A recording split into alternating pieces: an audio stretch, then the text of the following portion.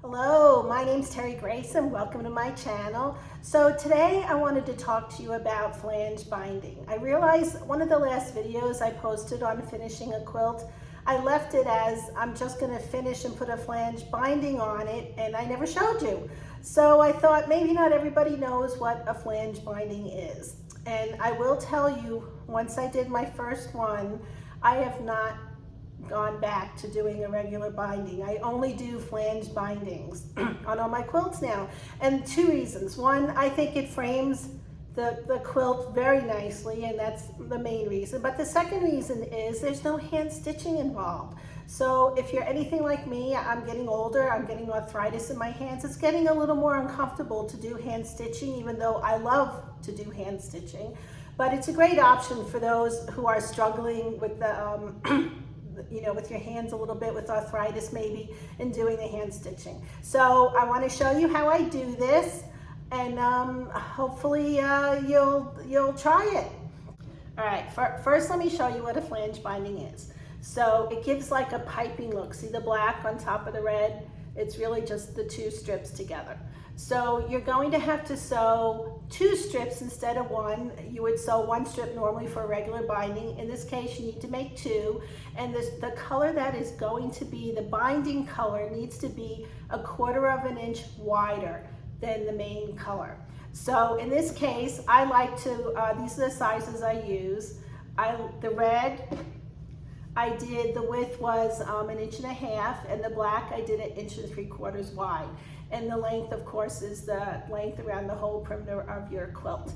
So some people like to do the main color 1 3/4 inches and the piping 2 inches if you want a wider binding. That's up to you, but this size works well for me. So I will show you how I sew this together and attach it to the quilt, but I need you to stick around to the end to see how I sew the corner. I really want to show you how I do the corners when I start attaching the binding to the front of the quilt, because I want those the piping to connect correctly in like a right angle. And then I show you how to connect the two strips when you're first sewing the binding on the quilt, and to do your ends and to connect the ends.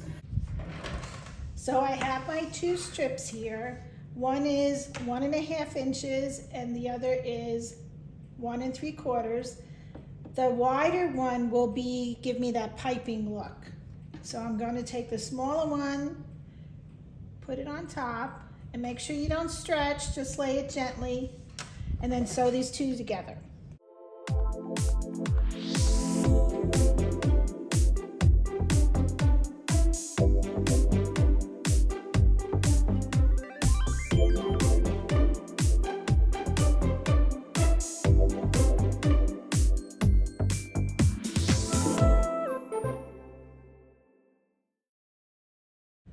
So I pieced together both strips and I sewed them together. So now I'm going to press it, and I'd like to put the wider piece, the piece you're going to use as your piping look, on the bottom, and then I'm going to turn this over, and I want to match the two raw edges to make them even.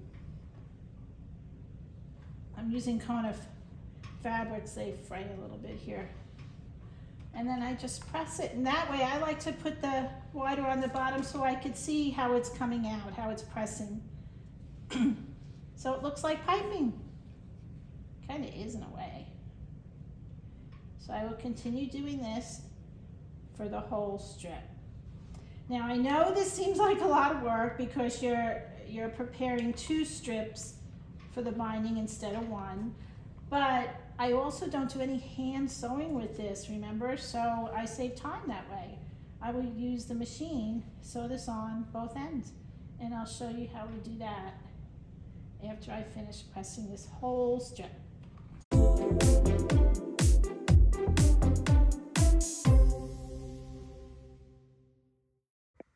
I just wanted to point out one more thing. Make sure these are pressed open when you are sewing your two pieces together to create your strips. I like to press those seams open. It kind of spreads out the bulk. And if you can, space them out. This is even too close for me. I should have spaced this out a little farther. You know, I don't want these two too close together.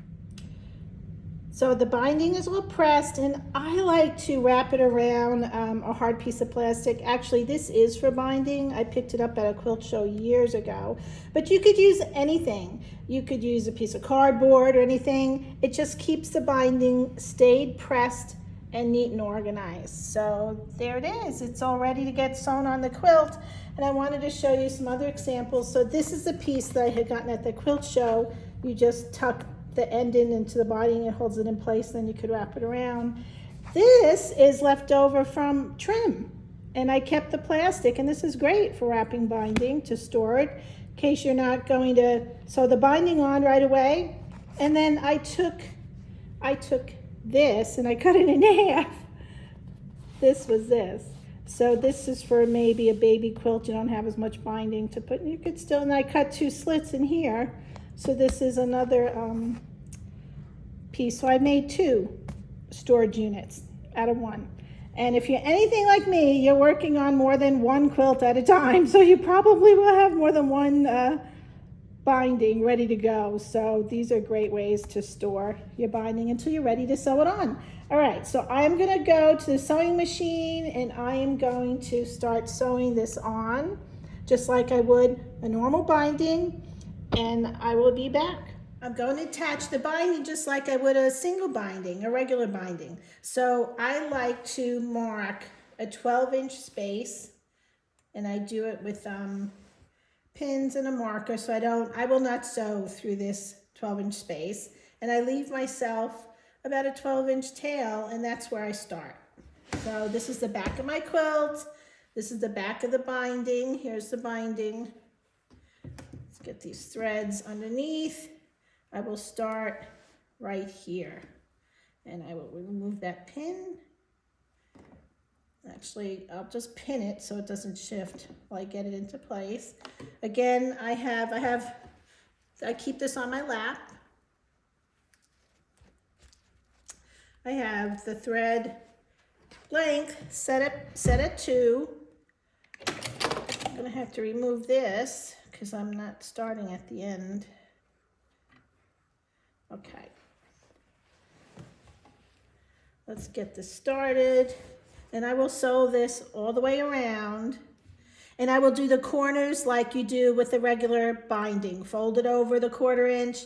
I'll show one so you can see that it's just, but what I want to show you is when I go to sew the other side of the binding, I want to show you how I do the corners there because that's important. You want to connect the black so that it's not off, and then you want to connect the 2 ends of the binding. I almost forgot to install the walking foot. If you have a walking foot, I highly recommend that you use it. It makes a big difference. Your binding will come out very flat and nice as opposed to maybe having some puckers or, you know, the top fabric might end up being different, like it will start going like this, and you don't want that. So it really does a nice job with the walking foot. And also, if you have gloves, now I cut the tips off of these. I mean, it's a lot easier for me. So it helps you move the quilt easier. So if you have the gloves and the walking foot, go grab them.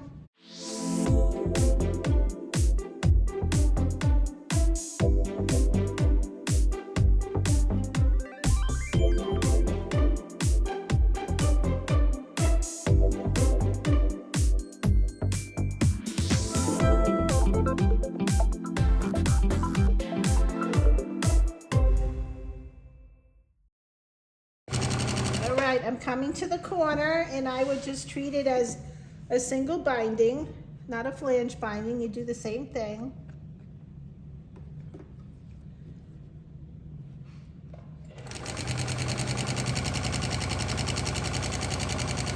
I'm just gonna I'm gonna stop when I get to a 1/4 inch from the end.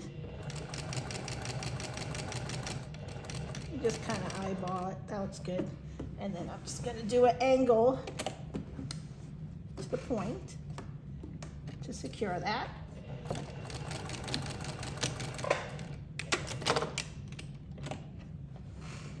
So then I will turn this around. Let's get some of these threads out of here. Whew. Quilt needs a haircut. Okay, so you see, I'm just doing the same thing you do with the single for the corner. But it's when you do the front side that I want to show you. Okay. That looks good. I'm grabbing this tape here. Let me get my little piece of fabric.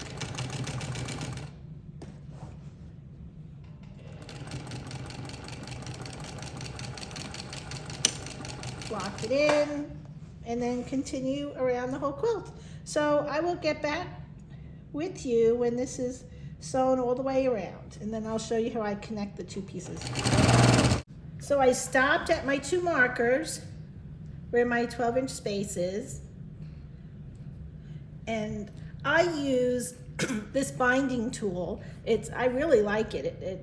It helps me to get the exact angle I need, and it measures it correctly when you use this tool. So I know exactly where to cut my 2 ends, and then I sew them together, and it should fit perfectly. Now, I'm not going to give you a tutorial on how to use this. I watched Jenny from Missouri Star Quilt Company, and she does a fabulous tutorial on this. I will leave a link to that video on the bottom after the video's over, and I recommend that you watch it. It might be something that you would like to use in the future. So, okay, so I've used it. I cut my 2 ends. I'm getting ready. This is what I wanted to show you because you want these lines to line up. You want it to look even. So, I'm going to take my right sides together. And then I have this one seam is going left, this seam is going right. I want to take my pin and I want to move it down 1/4 inch, and I want to put it right in that seam. Okay, and I want to do the same here. Go down 1/4 inch, and make sure it comes in that seam. And then I will, I will pin this and sew this.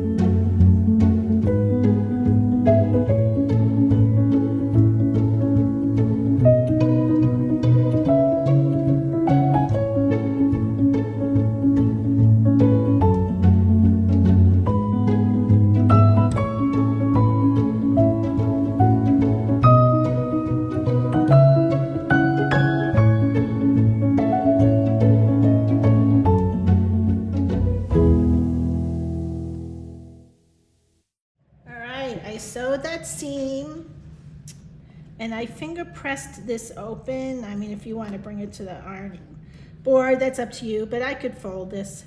Just make sure the seam stays open, and then you have your binding.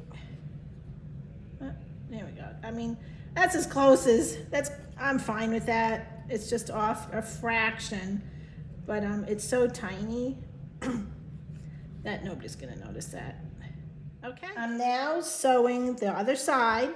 So whatever color your piping fabric is, that's the color thread you should do. I like using black a lot. With the black thread, you can't see the stitch line at all. So I am going to stitch right on the edge of here. And since this is folded over, it really kind of snugs it, and it's not hard to do. Just stay there. And if you come over a little bit, you won't notice because the thread is the same color as the fabric. So I will continue this into the corner, then I'll show you how I do the corners.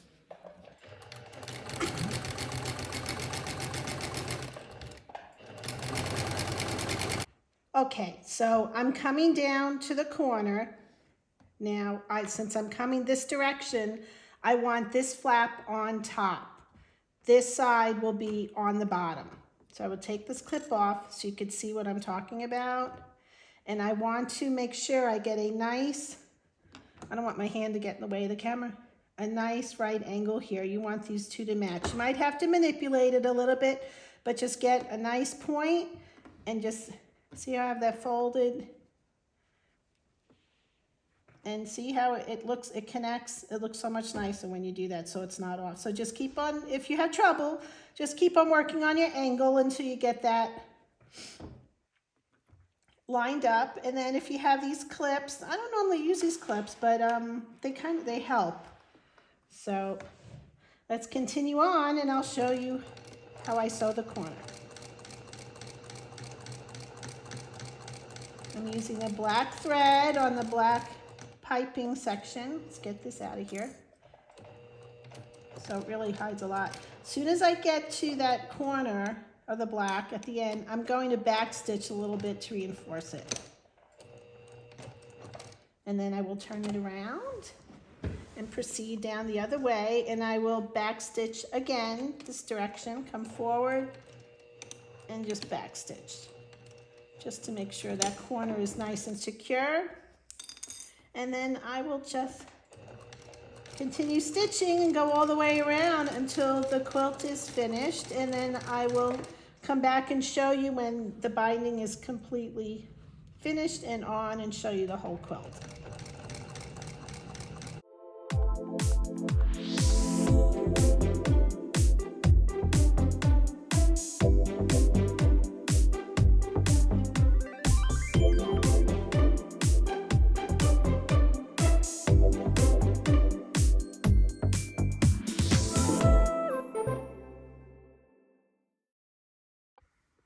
So here's some samples of some previous flange bindings I've done, give you some ideas. The red one was for a Christmas quilt, but you could see you can mix prints, see the brown and the blue.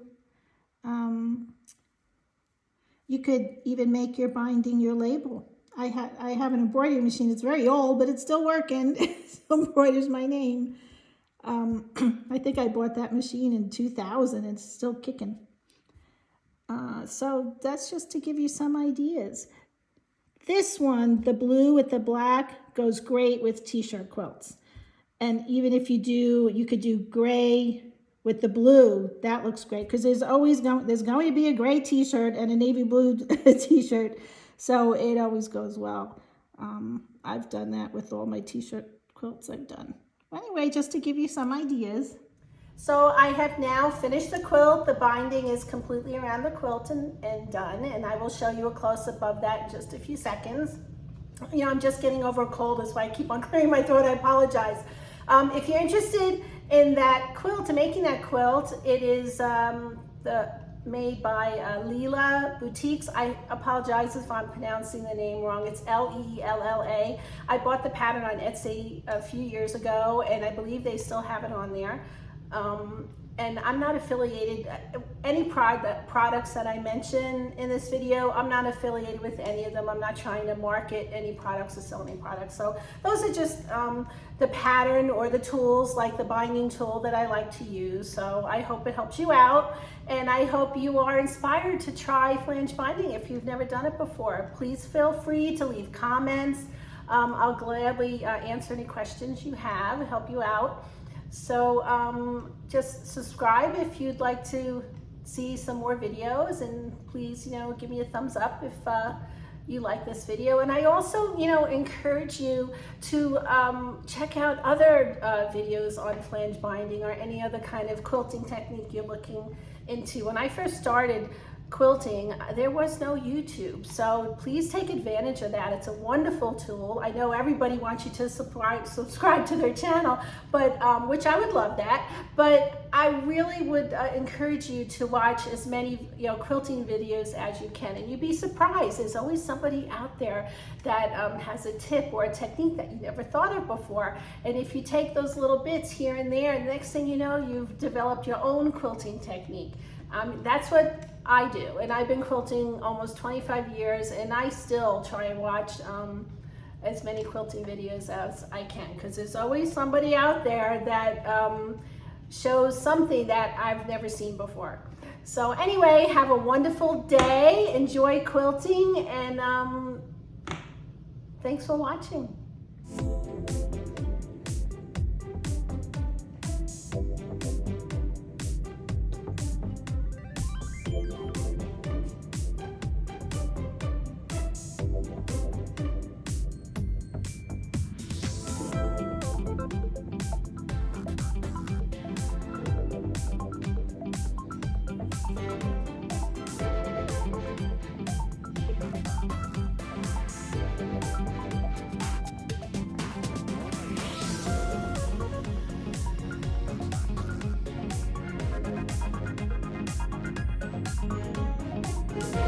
Thank you.